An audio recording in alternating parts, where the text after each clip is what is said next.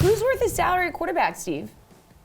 Yeah, I think you got to roll with Dak Prescott this week at 7,200 going up against Kansas City Chiefs. This is a team that's allowing, the Chiefs we're talking about, an average of over 8 yards per pass attempt, and that's right in the realm where Dak Prescott is too as well. Not afraid to go downfield. Obviously, that connection with CeeDee Lamb has been electric. And this is somebody who's averaging 24 DraftKings fantasy points, and he's hardly doing anything with his legs. That's something we used to rely upon with Dak Prescott. He's hardly running the ball, and he's still doing everything through the air. So now he gets one of the worst secondaries in the league. Not talking about the Tampa Bay Buccaneers, but the Kansas City Chiefs, who just can't stop anybody at this point. This is expected to be one of the highest scoring games on the slate. So with that in mind, Dak Prescott is a great position to be one of the highest scoring quarterbacks on the slate. All right, Jeff, when you're looking at these quarterback salaries, which one sticks out to you? Oh, man. I think last week I said Cam Newton was irrelevant, wasn't going to be a big deal. Now I'm going to make him my pick. Yeah. That's pretty much the whirly dervish that is the NFL season this year. But Cam Newton at 5,100 is too cheap against Washington.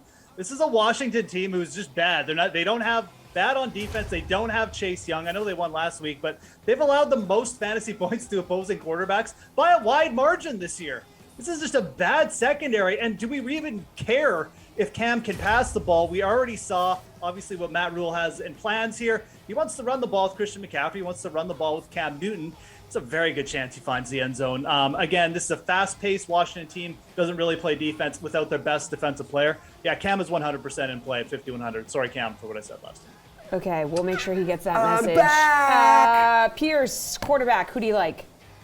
Jeff and I have done too many shows. I am also interested in Cam Newton this week at 5,100.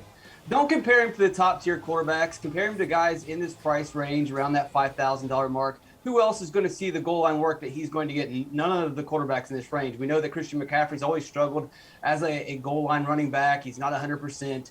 So you're going to get the rushing touchdowns from Cam Newton. You'll probably get some passing touchdowns. Again, people in this price range, they're not going to see the opportunity in the red zone and the goal line that Cam's going to get. Now, maybe they'll throw for 300 passing yards. Maybe. That's really pushing it. So you might miss out on 2 or 3 air yard points, but he'll make up for that on the ground.